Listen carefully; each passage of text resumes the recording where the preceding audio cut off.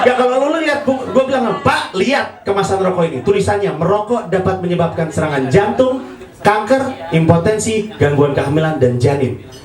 Kenapa dia legal? Ganja ilegal. Kalau saya boleh milih, Pak, saya lebih baik mikir saya lemot daripada impoten. Bener? Setidaknya, gue masih bisa bikin anak walaupun lama. Bener ya gue?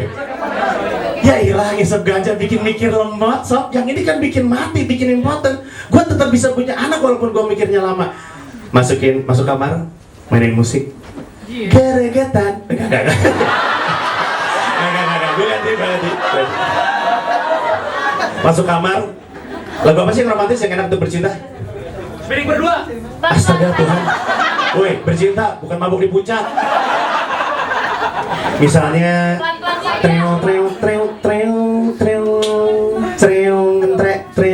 let's make love. Iya kan, misalnya kan. Perempuannya ada di tempat tidur. Laki-lakinya datang. Dia ngomong, sayang, aku ingin bercinta dengan kamu malam ini. Istrinya bilang, kamu ingin aku ngapain sayang?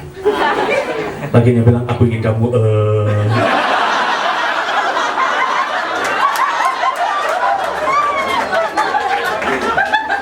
aku ingin kamu.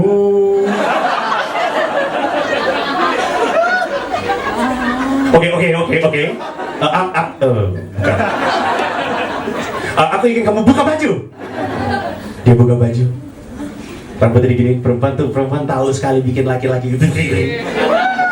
Perempuan kamu giniin kan rambutnya. Semua iklan shampoo atau apapun. Dan anehnya laki-laki gondrong juga suka melakukan hal yang sama. Dan itu membuat gua geli. Terus gue laki-laki, please lu boleh gondrong tapi gak semuanya lu ikut-ikutin kali.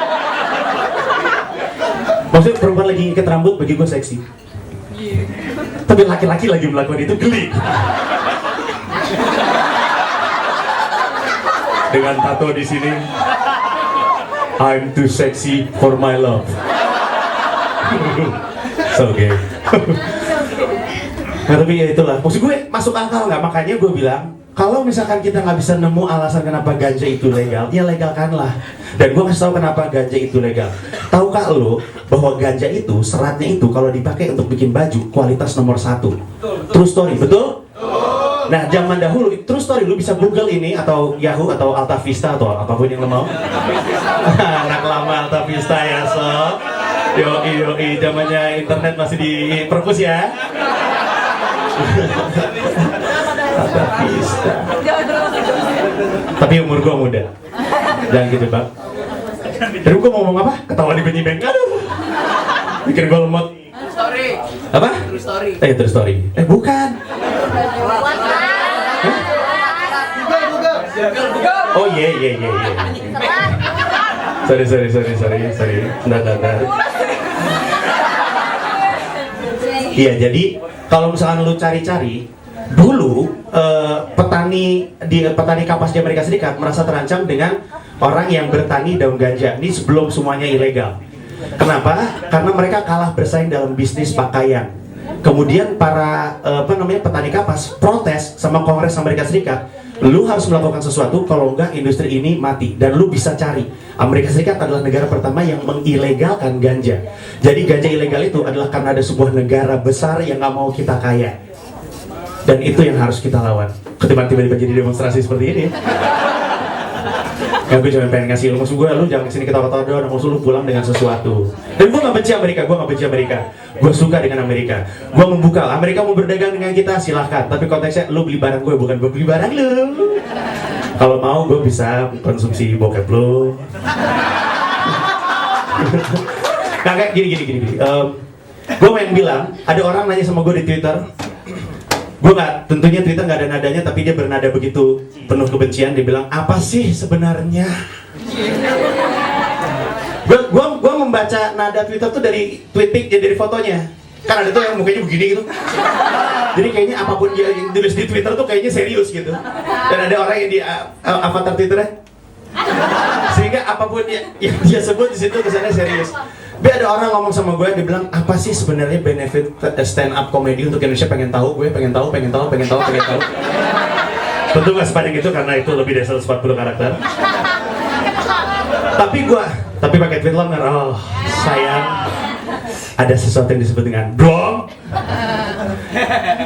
Lah, lu nyimeng ya? Enggak, gue bilang, ini penting sekali, ini untuk semua orang yang lagi membesarkan stand up comedy Indonesia, ini penting. Stand up comedy itu mengajarkan kita untuk tidak sensi, mengajarkan kita untuk menertawakan diri sendiri, dan itu penting. Tepuk tangan untuk stand up comedy. Kenapa? Indonesia adalah negara yang masyarakatnya terlalu sensi, sehingga apapun terlalu banyak jadi masalah, sehingga apapun berantem. Terlalu banyak kita berantem sehingga kita kehabisan waktu untuk bersatu melakukan sesuatu. Karena itu stand up comedy itu penting. Orang Indonesia itu sensi. Misalnya dan itu sering sekali terjadi. Gimana makan masakan tante pada malam hari ini, nak? Si anaknya, enak tante, tapi apa? Tapi apa?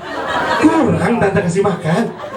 Atau misalkan lagi meeting, lu lagi meeting berlima gitu kan, so ada orang datang, sok gua ada ide, gimana kalau misalnya kita A, B, C, D, E, F, G, H, I. So ada teman-teman lain bilang sini, oh iya, bagus sih ide lu men, tapi kita ada keputusan untuk melakukan huruf Z. Terus dia bilang, oke.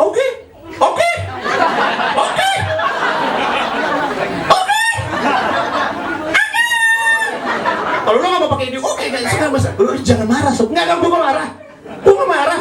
Sebel aja gue sama lo, nggak bercanda. Marah. Gitu aja marah. Paling sebel sama orang kayak gitu. Gitu aja marah. Oh, shut up. Dia marah lah kalau kayak gitu terus. Tapi gue wajar kalau masyarakat Indonesia itu adalah orang-orang yang sensi. Kenapa? Karena pemimpinnya sensi.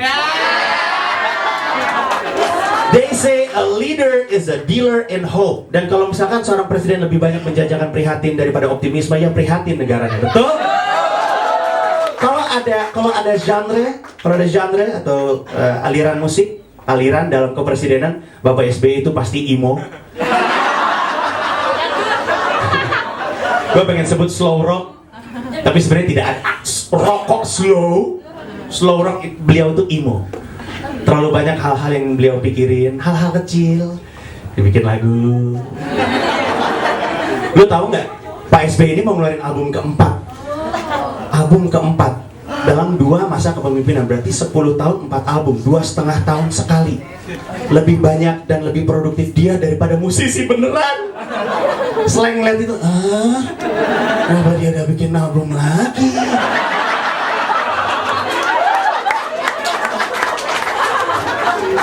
Kakak harus buka baju, kakak buka baju. Kakak bilang, Bim. Mirip nggak gue sama kakak? Oke, gue bisa beresnya. Ini gampang sayang, ini gampang. Tapi lu pikirin baik-baik.